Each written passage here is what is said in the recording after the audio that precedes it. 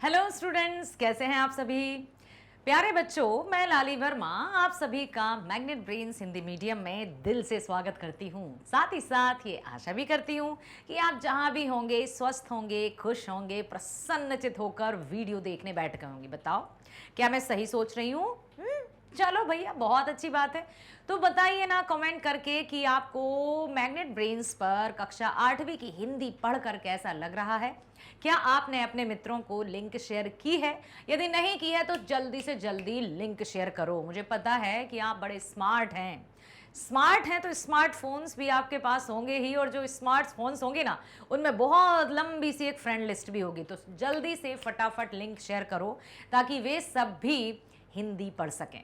ठीक है, आज मैं लेकर आई हूं आपके लिए कक्षा 8वीं बिहार बोर्ड की पाठ 11 कबीर के पद का कंप्लीट चैप्टर रिवीजन, जिसके अंतर्गत हम देखने वाले हैं कबीर दास जी का जीवन परिचय, उनसे जुड़ी कुछ खास बातें और साथ ही साथ उनके द्वारा लिखित पदों को भी जानेंगे। और इतना ही नहीं, इसमें हम कुछ महत्वपूर्ण प्रश्नों की भी चर्चा करने जा रहे हैं। आइए शुरू करते हैं जीवन परिचय से। नाम है कबीर दास, संत कबीर दास। आपने यदि सुना होगा या पढ़ा होगा कि भक्ति काल में या भक्ति धारा में दो धाराएं थी। एक थी सगुण भक्ति धारा, दूसरी थी निर्गुण भक्ति धारा। ठीक है, तो कबीर दास जी भक्ति काल की निर्गुण भक्ति धारा के कवि माने जाते हैं। अब आप सोच रहे होंगे निर्गुण भक्ति सगुण भक्ति क्या होती है, अभी बताती हूं, पहले हम पढ़ लेते हैं। नाम है कबीर दास, जन्म हुआ था 1398 में। जन्म स्थान उत्तर प्रदेश के वाराणसी के लहरतारा नामक स्थान में। कहाँ हुआ बेटा? उत्तर प्रदेश के वाराणसी के लहरतारा नामक स्थान में। भाषा अवधी, सदुक्कड़ी और पंचमेल खिचड़ी। अरे वाह, आपको पता है खिचड़ी क्या होती है? हाँ, जो दाल चावल और भी बहुत सारी सब्जियां वब्जियां मिलाकर जो बनाई जाती है, मतलब बहुत चीज़ों का मिश्रण खिचड़ी। तो उनकी जो भाषा थी ना वो भी पंचमेल खिचड़ी थी, क्योंकि कई भाषाओं का समागम रहता था उनकी रचनाओं में। क्यों रहता था? वो इसलिए रहता था कि कबीरदास जी ने कहीं विधिवत तो शिक्षा प्राप्त की नहीं थी, विद्यालय में जाकर तो शिक्षा प्राप्त की नहीं थी। यहाँ जाना वहाँ जाना, साधुओं के साथ बैठना, इस तरह से उनकी भाषा में नित्य निरंतर परिवर्तन आते थे। तो उनकी रचनाओं में भी कई तरह की भाषाओं का मेल दिखाई देता है, इसलिए पंचमेल खिचड़ी भी उनकी भाषा रही है। रचनाएं हैं साखी सबद और रमेनी, साहित्य साखी सबद रमेनी, सार तत्व बीजक। मृत्यु काशी के पास मगहर में सन 1518 में। तो लगभग 120 वर्षों का इनका जीवन काल रहा। मैं बात कर रही हूं सगुण भक्ति धारा और निर्गुण भक्ति धारा की। सगुण भक्ति धारा, ठीक है, सगुण भक्ति धारा और निर्गुण भक्ति धारा। निर्गुण भक्ति धारा जिसके अंतर्गत हम जानेंगे इसमें मूर्ति पूजा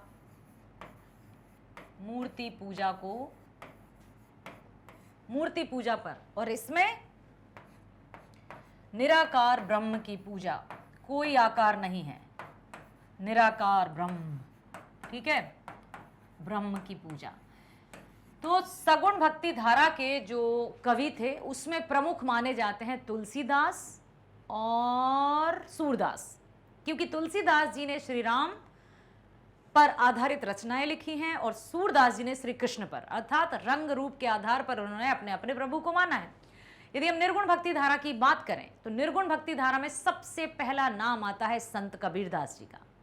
उनके अनुसार ईश्वर का कोई रंग रूप या आकार नहीं होता। और एक और नाम आता है कवि रैदास जी का, रविदास, जो उस समय जब समाज 4 वर्णों में विभक्त था, ब्राह्मण, क्षत्रिय, वैश्य और शूद्र, तो रविदास जी का जन्म हुआ था एक शूद्र परिवार में।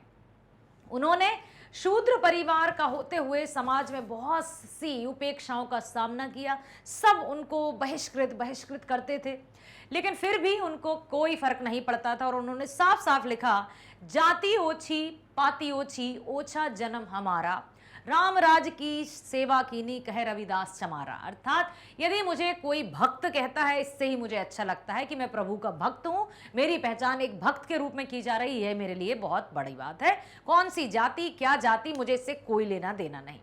ठीक कबीरदास जी ने भी कभी भी किसी जाति या पाति या हिंदू या मुस्लिम के बीच में कोई भेदभाव नहीं रखा। ठीक है बेटा, तो इस प्रकार से ये निर्गुण भक्ति धारा के प्रमुख कवियों में माने जाते हैं। अब हम जो कबीरदास जी के पद पढ़ने जा रहे हैं और फिर हम उनके प्रश्नों के उत्तरों की चर्चा करेंगे। इससे ये साफ हो जाएगा कि किस तरह से, स्पष्ट हो जाएगा कि कबीरदास जी किस तरह के पद लिखते थे। जब आप पढ़ेंगे, सुनेंगे, समझेंगे तो सच में आप ये जान जाएंगे कि हाँ, कबीरदास जी किसी मूर्ति पूजा पर विश्वास नहीं करते थे। उनके अनुसार ईश्वर सिर्फ एक है, जो अलौकिक है, जो हर एक के हृदय में वास करता है। कब? जबकि हम सच्चाई से, पवित्रता के साथ अपने कर्मों में लीन रहें।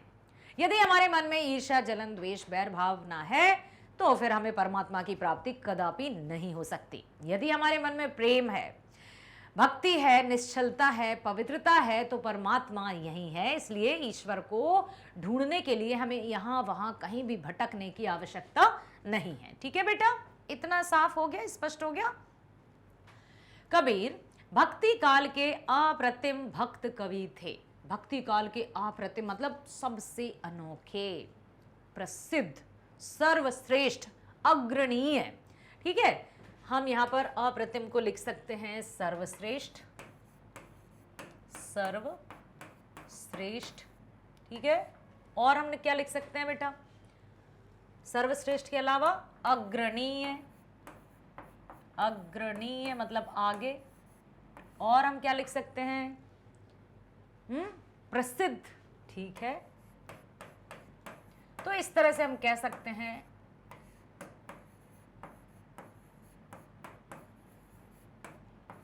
सच्चे, जो सिर्फ सच्चाई की बातें करते थे।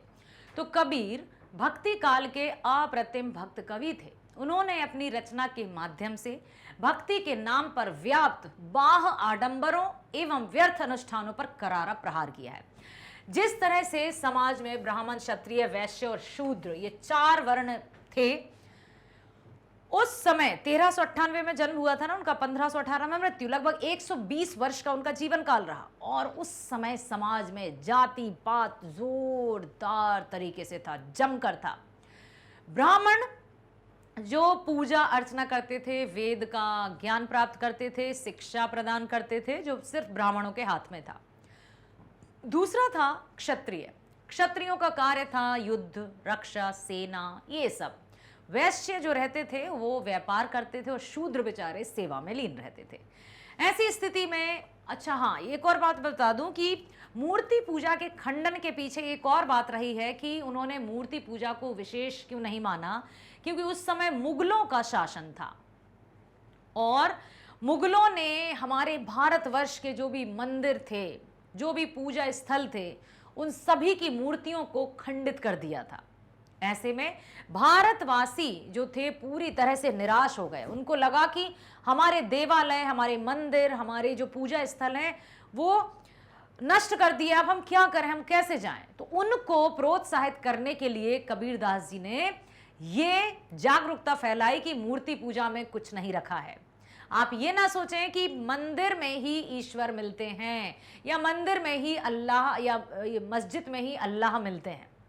उन्होंने ये भावना जागृत की सबके मन में कि मूर्ति पूजा से कुछ नहीं होता, आप सच्चे हृदय से परमात्मा को पुकारोगे तो वो यही है। ताकि जो जनता थी, जो भोली भाली जनता थी, वो अपने जीवन में सुख पूर्वक या अच्छे से अपने जीवन को व्यतीत करें। अन्यथा वो, जब उनके मंदिरों को खंडित किया गया, जब उनके पूजा स्थलों को तोड़ा गया, तो चाहे हिंदू या मुसलमान सब के सब दुखी थे, पीड़ित थे कि ये क्या हुआ। आपने मुस्लिम एक साहसी योद्धा थी, नाम सुना है चांद बीबी का? चांद बीबी का नाम सुना है आपने?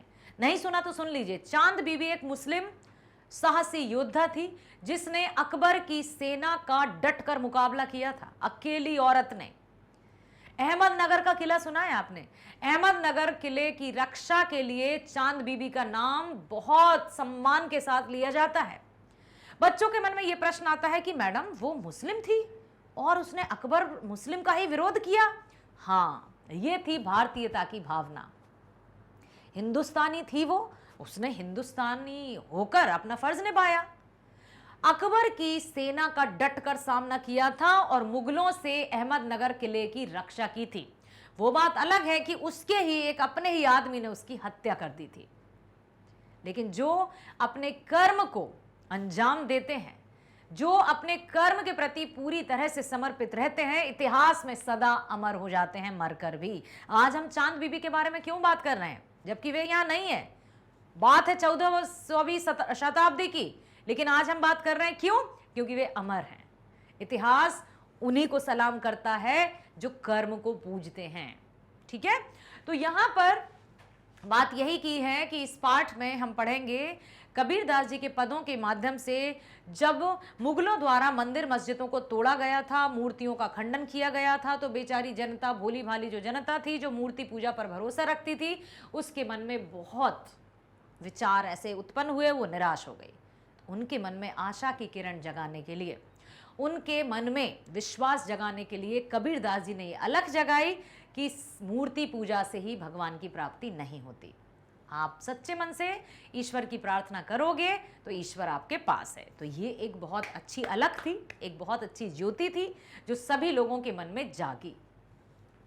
पदों की महत्ता इस अर्थ में खास तौर पर उल्लेखनीय है कि उनका भावबोध न सिर्फ तत्कालीन समय से जुड़ता है।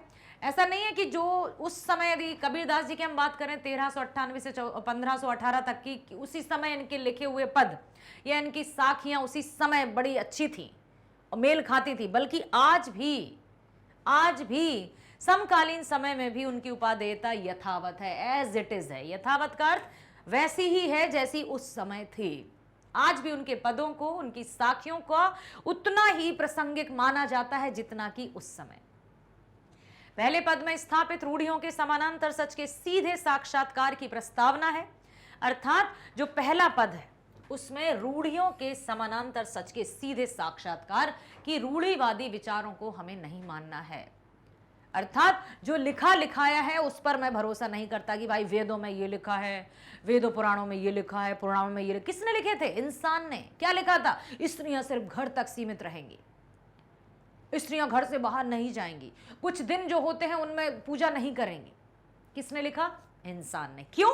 क्योंकि समाज में सत्ता थी पुरुष की, तो उन्होंने कह दिया मैं इसे नहीं मानता, मैं आंखों देखी बातों पर भरोसा करता हूं, मैं लिखी हुई बातों पर भरोसा नहीं करता, मैं अपनी आंखों देखी बातों पर भरोसा करता हूं। तो जो उनके अनुयायी थे उनकी बात मानते चले गए।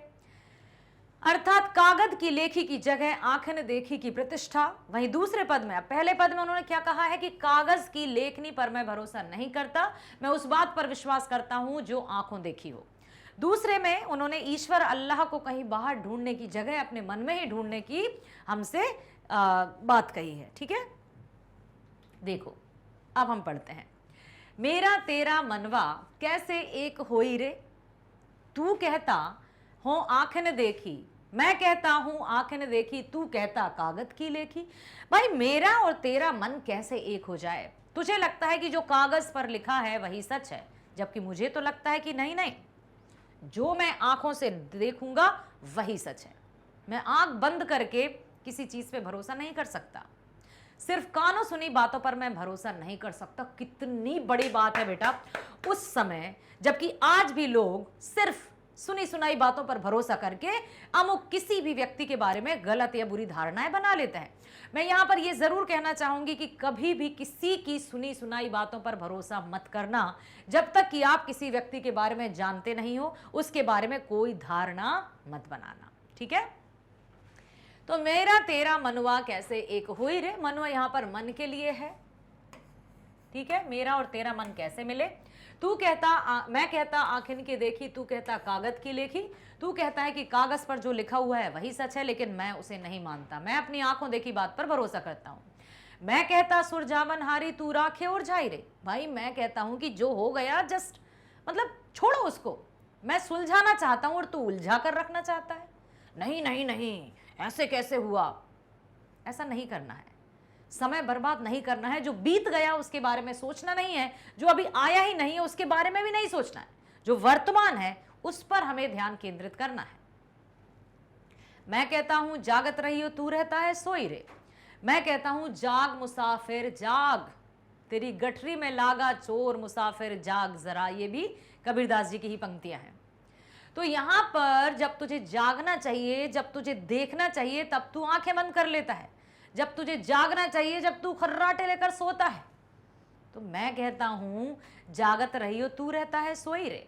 मैं कहता निर्मोही रहता तू जाता है मोही रे।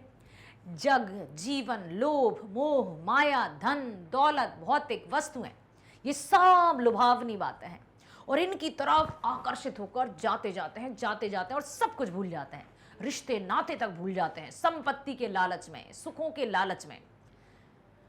मैं तो कहता हूं निर्मोही रहो, किसी से किसी प्रकार का कोई लालच नहीं रखना है। लेकिन नहीं, तू तो मोहित होता जाता है, लालच में धंसता चला जाता है। जुगन जुगन समझावत हारा, कहीं ना मानत कोई रे। मैं युगों युगों से कहते आ रहा हूं, समझाते आ रहा हूं, लेकिन मेरा कहना ही नहीं मान रहा है कोई। मान जाओ तो सही होगा। सतगुरु धारा निर्मल बाहे, वामे काया धोई रे। सतगुरु अर्थात सत्संगति करो। बामे मतलब उसमें, काया मतलब शरीर। जो एकदम निर्मल और स्वच्छ धारा बह रही है ना, साधु संतों की संगति करो, अच्छे लोगों की संगति में रहो, ताकि जो निर्मल धारा बह रही उसमें स्नान करो, ताकि आपके जो भी बुराइयां हैं वो उसमें धुलकर पवित्र हो जाएं। कहत कबीर सुनो भाई साधु, तब ही वैसा होई रे। तब जाकर कहीं मेरा और तेरा मन एक होगा। ठीक है। मोह को ओके, दूसरा है मोह को कहाँ ढूंढे बंदे, मैं तो तेरे पास में। ना मैं देवल ना मैं मस्जिद, ना काबे कैलाश में। खोजी होए ना तो कोने क्रियाक्रम में, नहीं योग वैराग्य में। खोजी होए तो तुरत ही मिलहो पल भर की तलाश में। कहें कबीर सुनो भाई साधु, सब श्वासों की श्वास में। अब ये दूसरा वाला पद है, इसमें यही बताया है कि ना तो ईश्वर मंदिर में मिलता है, ना ही मस्जिद में मिलता है, ना ही पूजा करने से मिलता है, ना ही किसी कर्म कांड के हवन आदि करने से मिलता है। ना तो भूखा रहने से ही ईश्वर की प्राप्ति होती है और ना ही अधिक दान देने से ही ईश्वर की प्राप्ति होती है। यदि ईश्वर की प्राप्ति करना है तो अपने मन को पवित्र रखना होगा। यदि घर में कूड़ा करकट होगा तो क्या हमें अच्छा लगेगा? बिल्कुल नहीं लगेगा। उसी प्रकार से यदि मन में मैल होगा, ईर्ष्या, छल, कपट, बैर, द्वेष होगा तो क्या परमात्मा आएंगे? बिल्कुल नहीं आएंगे। जबकि आत्मा में ही परमात्मा का निवास होता है। लेकिन कब? जबकि स्वच्छ हो, पवित्र हो। ठीक है। तो मोह को कहाँ ढूंढे बंदे, मैं तो तेरे पास में। यहां पर मोह को अर्थात ईश्वर के लिए है। ठीक है। ईश्वर यही कहता है कि मुझे कहीं मत ढूंढो, यहां वहां जाने की कोशिश मत करो, भटकने की कोशिश मत करो। मैं तो तेरे पास में ही हूं, तेरे मन में ही हूं। ना मैं देवल ना मैं मस्जिद, ना तो मैं देवल अर्थात ना तो मैं देवालय, या फिर हम कह सकते हैं कि मंदिर। ठीक है। और मस्जिद तो लिखा ही है कि ना मैं देवल ना मैं मस्जिद, ना काबे कैलाश में। अर्थात ना तो मैं काबा में हूं जो मुस्लिम का तीर्थ स्थान होता है, ना ही मैं कैलाश में हूं जो हिंदुओं का तीर्थ स्थान होता है। ना तो कोने क्रियाक्रम में, नहीं योग वैराग्य में। ना तो कोई पूजा पाठ, यज्ञ, हवन, ये निर्माण, वो दक्षिणा, ये करना नहीं हो, और ना ही योग वैराग में। अर्थात ना तो योग और वैराग्य में ही मैं प्राप्त होता हूं। ये नहीं कि घर गृहस्थी छोड़ दो, ईश्वर को प्राप्त करना है ना, गृहस्थी का त्याग कर दो, जाओ जंगल में एकांत में वास रहो, गेरुआ वस्त्र धारण कर लो और समाधि लेकर बैठ जाओ, फिर देखो तुम्हें ईश्वर की प्राप्ति होगी। कदापि नहीं। ऐसा करने से भी ईश्वर की प्राप्ति नहीं होती है। समझ में आया? खोजी होए तो तुरत ही मिले हो पल भर की तलाश में। यदि मुझे खोजना ही चाहते हो, मुझे ढूंढना ही चाहते हो, तो मैं एक पल में तुम्हें मिल जाऊंगा। खोजी होए तो तुरत ही मिलो पल भर की तलाश में। अर्थात जब हमारा मन पवित्र होगा तो ईश्वर यही है। कहें कबीर सुनो भाई साधु, सब श्वासों की श्वास में, हर एक सांस सांस में प्रभु समाया है। मेरे रोम रोम में बसने वाले राम, तू अंतर्यामी जगत का स्वामी, मैं तुझसे क्या मांगू? कुछ नहीं मांगना मेरे प्रभु, मुझे तुझसे कुछ नहीं मांगना। मांगने पर तो इंसान देता है, तू तो परमात्मा है, सबकी आवश्यकताओं को जानता है। ठीक है, तो यहां पर कबीरदास जी ने जो जो बातें कही हैं वो एकदम प्रत्यक्ष प्रमाणित है कि हाँ सच में अब दान किया, दक्षिणा दी, ये किया वो किया, अहंकारी बन गए, अब कहें कि प्रभु मेरे घर में ही है।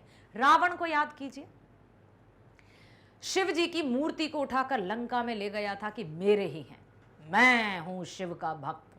क्या हुआ उसका अंत सबको पता है। ठीक है, अब देखिए, अब हम पढ़ते हैं इनके भावार्थ। मेरा तेरा मनवा कैसे एक होई रे, मैं कहता हूं आंखें न देखी, तू कहता कागद की लेखी। मैं कहता सुरझावन हारी, तू राखियो उलझाई रे। मैं कहता तू जागत रहियो, तू रहता है सोई रे। मैं कहता निर्मोही रहियो, तू जाता है मोही रे। जुगन जुगन समझावत हारा, कही न मानत कोई रे। सतगुरु धारा निर्मल बाहे, वामे काया धोई रे। वामे मतलब उसमें, और काया का अर्थ होता है शरीर। ठीक है बेटा, कहत कबीर सुनो भाई साधु, तब ही वैसा होई रे।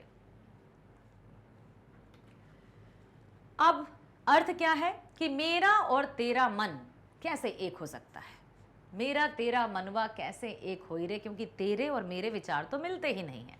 भक्त कबीरदास जी, संत कबीरदास जी यही कहते हैं मनुष्य से कि मेरा और तेरा मन भला कैसे एक हो जाए, क्योंकि तेरी सोच एकदम अलग है और मेरे विचार एकदम अलग हैं। अर्थात सबके विचार एक नहीं हो सकते हैं। मैं कहता हूं आंख से देखा सत्य समझना चाहिए, लेकिन नहीं, तुम कहते हो कि जो कागज पर लिखा है, जो शास्त्र पुराणों में लिखा है वही सच है। फिर मैं कैसे एक हो जाऊं? फिर मैं तेरी बात कैसे मानूं?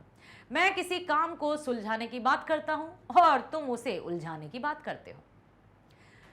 जब मैं जगने की बात करता हूं तो तुम सोने की बात करते हो। तो कैसे हम भला एक हो जाएं? कैसे हम एकदम निश्चिंतता के साथ अपना जीवन बिताएं? कैसे? क्योंकि मेरा तेरा मनवा कैसे एक होई रे। मैं निर्मोही अनुरागहीन बनने की बात करता हूं। मैं कहता हूं कि अपने मन से ये जो मोह है ना उसको हटा दो, लेकिन नहीं, तुम्हें तो मोह के दलदल में धंसते चले जाना है, धंसते चले जाना है। मैं निर्मोही या अनुरागहीन बनने की बात करता हूं और तू अनुरागी होने की बात करता है। मैं जुगों जुगों से समझाता हूं लेकिन कोई सामने सुनने वाला ही नहीं है। ठीक है बेटा, सदगुरु के ज्ञान की धारा बह रही है, उसमें कोई भी अपना शरीर धो सकता है। अर्थात जो निर्मल धारा है उसमें हम अपने विकारों को धो सकते हैं, जो शरीर का मैल है उसे धो सकते हैं। अच्छा, एक और पंक्तियां मुझे याद आ रही हैं कि क्यों पानी में मलमल नहाए, मन का मैल उतारो प्राणी, मन का मैल उतार। या फिर पानी में मीन प्यासी, मोहे सुन सुनावत हासी। यदि हम कितना भी स्नान कर लें साबुन से, ये वो कई प्रसाधनों का यूज करके या इस्तेमाल करके, हमारा शरीर स्वच्छ नहीं माना जाएगा जब तक कि हमारा मन पवित्र नहीं होगा। ठीक है, तो मैं कहता हूं कि तू बिल्कुल अनुरागहीन रह, मोह मत कर, लेकिन नहीं, तुझे तो मोह में पलना है। जुगों जुगों तक समझाता हूं, युगों युगों से समझाता हूं, लेकिन कोई मानने वाला नहीं है। सदगुरु का ज्ञान की धारा बह रही है, उसमें कोई भी अपना शरीर धो सकता है। कबीर का कहना है कि तभी वैसा हो सकता है, अर्थात तभी हम सबों का मन एक हो सकता है जब सदगुरु के ज्ञान रूपी जलधारा में हम सब स्नान कर लें। जब हम सदगुरु के ज्ञान में स्नान कर लेंगे तो हमारा मन और तन पवित्र हो जाएगा, तब कहीं जाकर हमारे और तुम्हारे विचार एक होंगे और हम परमात्मा के निकट होंगे। ठीक है, अब है दूसरा हमारा, मोह को कहाँ ढूंढे बंदे, मैं तो तेरे पास में, ना मैं देवल ना मैं मस्जिद, ना काबे कैलाश में, ना तो कोने क्रिया कर्म में, ना ही योग बैराग में, खोजी होए तो तुरत ही मिलहूं पल भर की तलाश में। कहें कबीर सुनो भाई साधु सब श्वासों की श्वास में। अब आपको पता ही है कि इसमें उन्होंने ईश्वर की उपस्थिति का वर्णन किया है कि ईश्वर को ढूंढने के लिए या ईश्वर को पाने के लिए हमें कहीं जाने की आवश्यकता नहीं है। ठीक है, क्या करना है फिर हमें? अब यहां पर ईश्वर का ही कहना है कि मोको किसके लिए कहा है? ईश्वर के लिए। ईश्वर का कहना है कि हे मेरे भक्त, मुझे तुम कहां कहां ढूंढ रहे हो, क्यों ढूंढ रहे हो? मैं तो तुम्हारे ही पास हूं, तेरे ही मन में हूं। ना तो मैं मंदिर में और ना मस्जिद में रहता हूं, किसी कर्म कांड से भी मैं नहीं मिल सकता हूं। यदि तुम सोचो कि दिन रात हवन यज्ञ पूजा आदि कराओगे तो मैं आ जाऊंगा, नहीं, ऐसा नहीं है। और ना ही योग वैराग्य से प्राप्त हो सकता हूं कि योग धारण कर लो, वैरागी बन जाओ, घर गृहस्थी छोड़कर जंगल में जप धाम करने लगो, तो उससे भी मैं प्राप्त होने वाला नहीं हूं। फिर क्या करें? यदि तुम मुझे खोजोगे तो मैं पल भर में मिल जाऊंगा। कैसे? कबीर जी का कहना है कि ईश्वर या अल्लाह तो हर एक प्राणियों की आत्मा में निवास करते हैं। यदि मन में पवित्रता, सच्चाई, ठीक है, निष्पक्षता, निष्कपटता भी कह सकते हैं, और निष्पक्षता,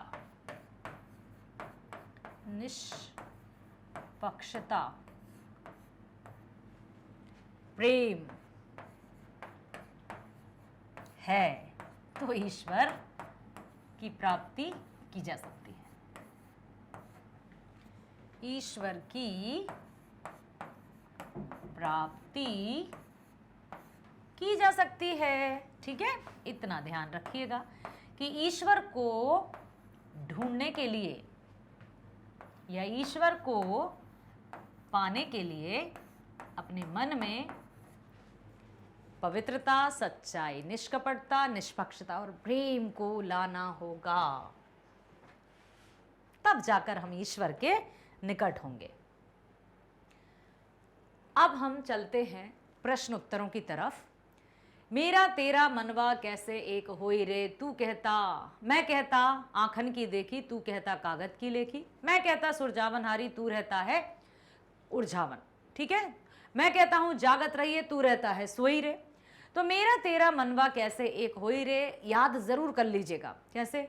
मेरा तेरा मनवा कैसे एक होई रे, मैं कहता हूँ आँख न देखी, तू कहता कागज की लेखी, मैं कहता हूँ आँख न देखी, तू कहता कागज की लेखी, मैं कहता सुरजावन हारी, तू राख्यो रुझाई रे, मैं कहता तू जागत रहिए, तू रहता है सोई रे, मेरा तेरा मनवा कैसे एक होई रे। यदि हम इस तरह से पढ़ेंगे तो हमें याद हो जाएगा।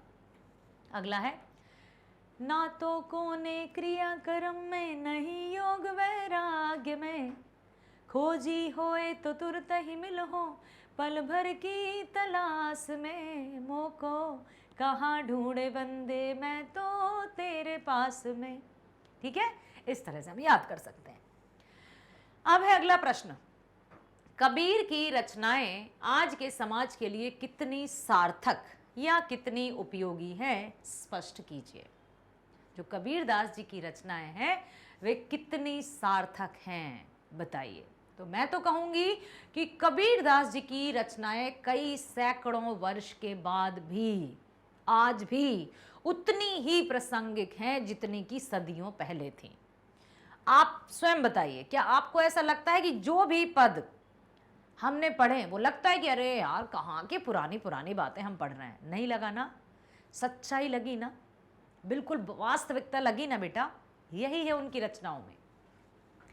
कबीरदास जी की रचनाएं आज के समाज के लिए अत्यंत सार्थक भी हैं और उपयोगी भी हैं। जहां आज भी बाह आडंबर की मान्यता दी जा रही है, आज के समय में जबकि मनुष्य के पास समय का अभाव है, फिर भी वह यहाँ वहाँ की भाग दौड़ में लगा हुआ है। मनुष्य अपने कर्तव्य को पूरा तो करता है, लेकिन भाग दौड़ में लगकर वो यहाँ भटकता रहता है, वहां भटकता रहता है। ऐसे काल में मनुष्य यदि तीर्थ यात्रा आदि में समय नष्ट कर रहा है तो उसकी भूल है, क्योंकि ईश्वर तो हर एक प्राणी के हृदय में वास करता है। मन में पवित्रता होगी, निष्कपटता होगी, निष्पक्षता होगी, तो ईश्वर यही है। सच्चे मन से उसको पुकार कर तो देखो, यही है। मनुष्य के लिए सच्ची भक्ति तो मानव सेवा ही है।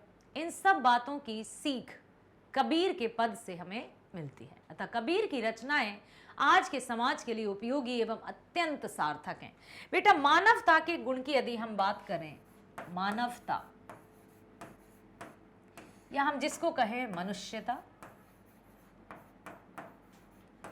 मनुष्यता या मानवता क्या होती है?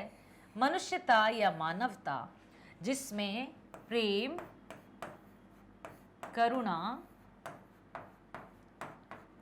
दया, ममता, परोपकार,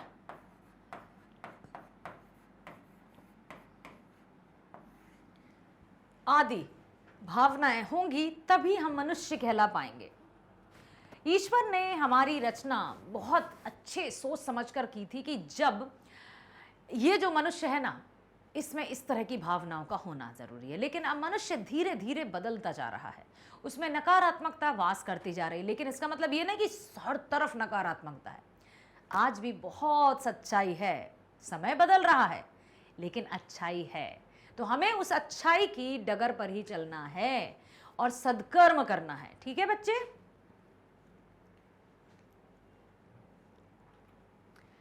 अगला है सगुण भक्ति धारा और निर्गुण भक्ति धारा, जिसमें ईश्वर के साकार रूप की आराधना की जाती है और इसमें ईश्वर के निराकार रूप की आराधना की जाती है।